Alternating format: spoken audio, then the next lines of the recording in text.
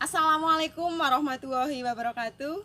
Bertemu lagi dengan saya Hardwining Astuti dari SMP Negeri 1 Jumoh. Semoga senantiasa kita selalu diberi kesehatan dengan tetap mematuhi protokol kesehatan dengan memakai masker, menjaga jarak, dan mencuci tangan. Berikut video pembelajaran dari saya. Selamat menyaksikan. Pada materi teks persuasif ada beberapa hal yang dipelajari.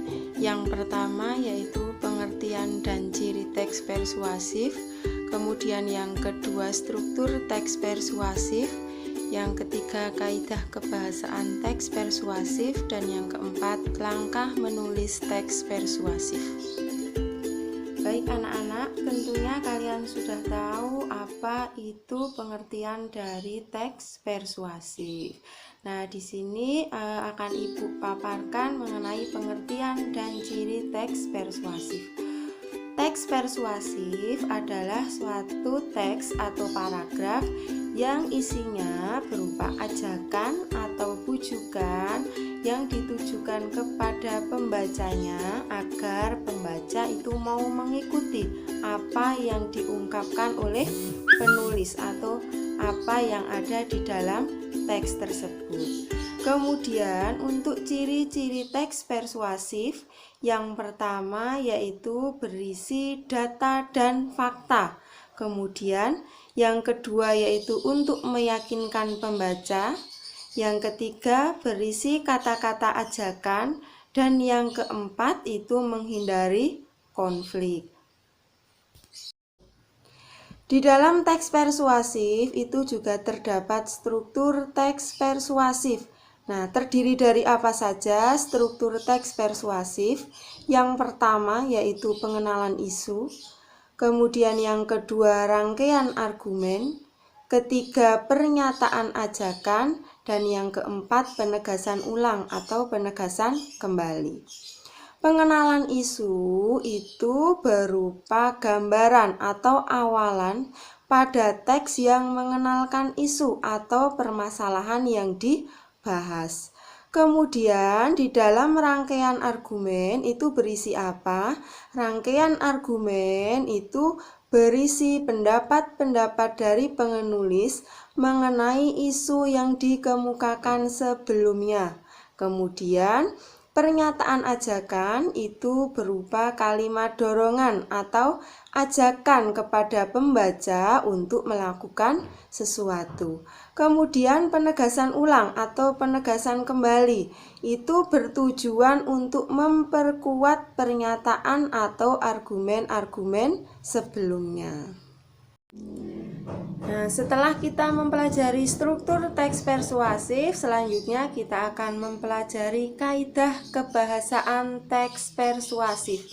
Terdiri dari apa saja kaidah kebahasaan teks persuasif? Yang pertama yaitu kata teknis atau peristilahan.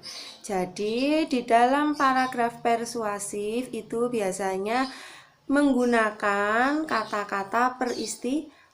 Nah, di sini sebagai contoh ada kata reproduksi, aborsi, dan juga yang lain. Kemudian yang kedua yaitu kata-kata argumentasi atau argumentatif.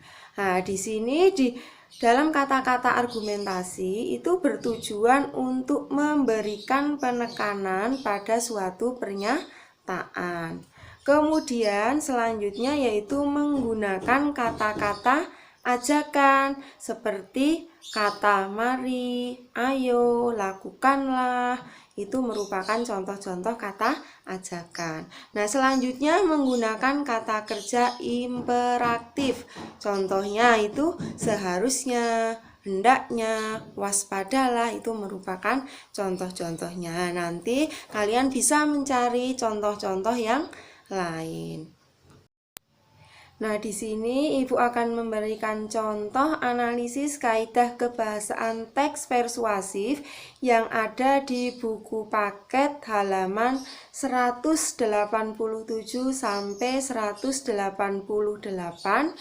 yang judul bacaannya adalah internet dan haki. Nah, nanti kalian juga bisa menganalisis sendiri dari bacaan-bacaan yang lain. Kalian bisa mencari bacaan itu sendiri ataupun nanti bisa membuka bacaan pada buku paket. Nah, contoh analisis yang pertama yaitu struktur teks persuasif pengenalan isu.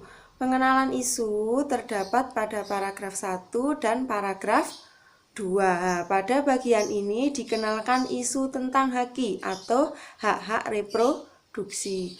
Kemudian selanjutnya yaitu rangkaian argumen. Rangkaian argumen itu terdapat pada paragraf 3, 4, dan 5. Pada paragraf tersebut dipaparkan mengenai alasan pentingnya haki bagi remaja.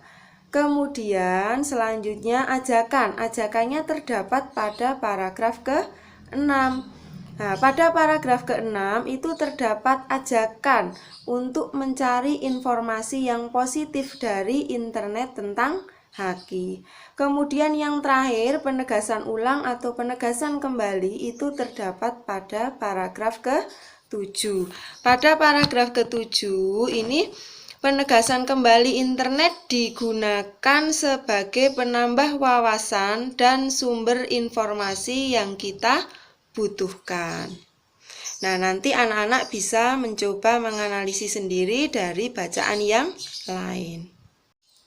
Nah, selanjutnya kita juga akan belajar untuk menulis teks persuasif. Dalam menulis teks persuasif itu kita harus mengerti langkah-langkah apa saja yang harus kita lakukan agar dapat menulis teks persuasif dengan baik.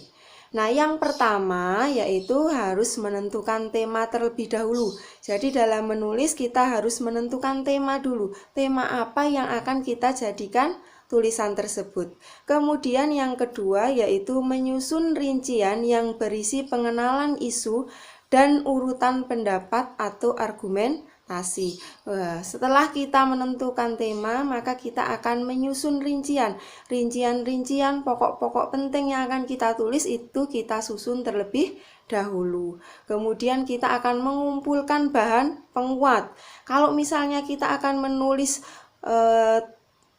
teks persuasif tentang bahaya YouTube untuk anak-anak karena orang tua mungkin tidak menyeleksinya dengan baik, maka kita harus mengumpulkan pendapat atau argumen terlebih dahulu. Kira-kira bahayanya apa saja lah, itu kita harus mengumpulkan terlebih dahulu.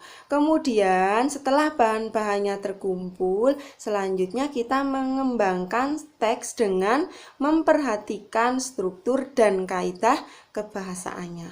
Nah, untuk struktur tadi sudah dibahas pada bagian awal. Kaidah kebahasaan juga sudah dibahas ya. Silakan nanti anak-anak bisa menulis teks persuasif ya, belajar menulis teks persuasif. Nanti juga bisa membuka buku paket. Nah, baik anak-anak, untuk materi teks persuasif Ibu cukupkan sekian. Nanti kalian bisa mencari referensi yang lain, bisa mencari video-video pembelajaran yang lain, bisa mencari dari buku paket, bisa mencari dari sumber internet. Nah, itu silahkan nanti kalian mencari referensi yang lain ya. Jadi cukup sekian dari Ibu, semoga dapat bermanfaat. Tetap semangat meskipun pembelajaran belum bisa tatap muka, masih PJJ, semoga anak-anak tetap semangat.